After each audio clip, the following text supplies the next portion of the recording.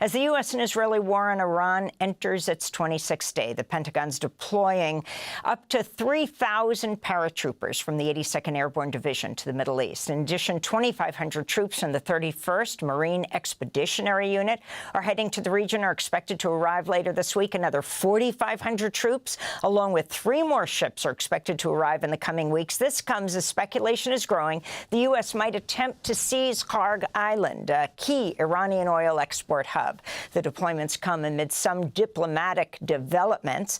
Pakistani officials say Iran's received a 15-point ceasefire proposal from the U.S., but top Iranian officials have denied Trump's claim that direct negotiations have already begun between Iran and the U.S. On Tuesday, Trump claimed Iran had agreed to never have a nuclear weapon, but offered no details. Meanwhile, Israel's defense minister, Israel Katz, has announced Israel plans to occupy all of South Lebanon south of the Litani River. Israel's far-right finance minister, Bezalel Smotrich, has called for the Litani River to become Israel's new border with Lebanon. We're joined right now by retired Master Sergeant Wes Bryant, who spent 20 years in the U.S. Air Force as a Special Operations Targeting Specialist. Bryant served as the Chief of Civilian Harm Assessment at the Pentagon from 2024 to 25 before the office was dissolved. We thank you so much for being with us.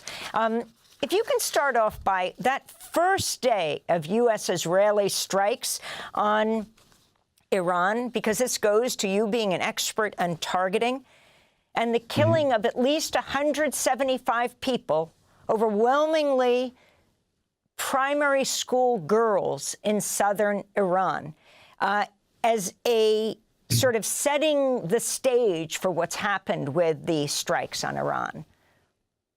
Yes. You know, this war, I think even more concerningly, it's really just the latest in an outplay of authoritarianism, of tyranny, that's laced with a bloodthirst and a lust for power and domination. It's a wholly illegal war.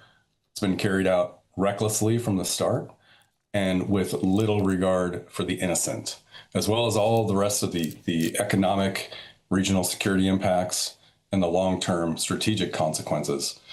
You know, to see that strike on the girls' school in the opening hours of the war, as someone who spent over 2 decades as a targeter, you know, I've coordinated and controlled hundreds into the thousands of strike operations.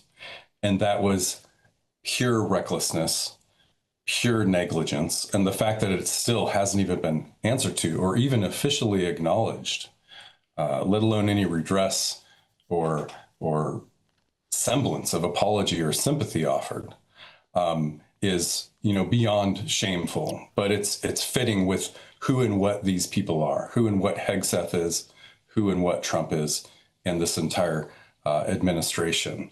But I can tell you, you know, this strike was not a case of fog of war. It was not a case of, well, civilians will die in combat. And so, you know, this is a natural consequence of war. It was pure and complete negligence, and it's representative of a pattern of this de-evolution of these standards and practices that the U.S. military has been upholding and condoning up until Hegseth took the reins. And I'd like to point out, this is just one of many. Right now, my colleagues at Air Wars are tracking upwards of 130 separate civilian casualty incidents between U.S. and Israeli strikes throughout Iran. And so as the smoke clears, we're going to see a whole lot more. Hopefully nothing this tragic as the school strike. Talk about Pete Hegseth, who he is, his policies right now, talking about not having to be politically correct, which seems to be code for what? Committing war crimes? Absolutely. Pete Hegseth has already directed the committing of war crimes. And unfortunately, our senior military leadership is bending the knee and carrying out whatever he tells them to do. And he expresses intent to commit even more war crimes, along with Trump himself, you know, talking about doing strikes on infrastructure just for the fun of it, talking about shutting down all of the the power grid across Iran and then decimating Iran so that it can't rebuild for generations. Clear intent for war crimes. Hegseth talking about giving no quarter to the enemy, a war crime.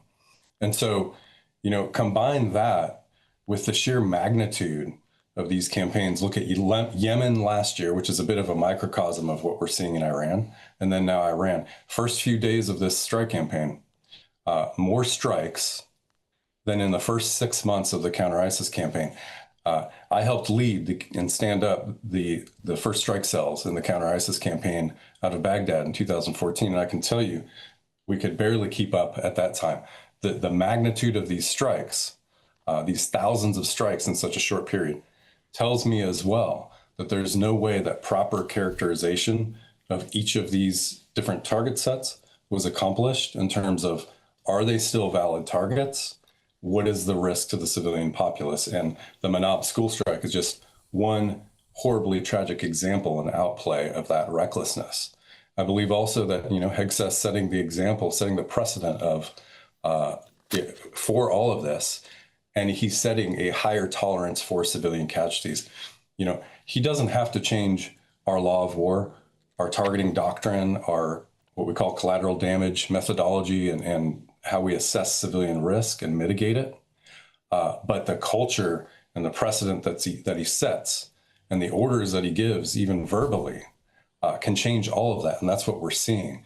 We're seeing a complete disregard for standing operational practices that would have us adhere to international law, adhere to the protection, the sacred values that we hold as Americans and American warfighters.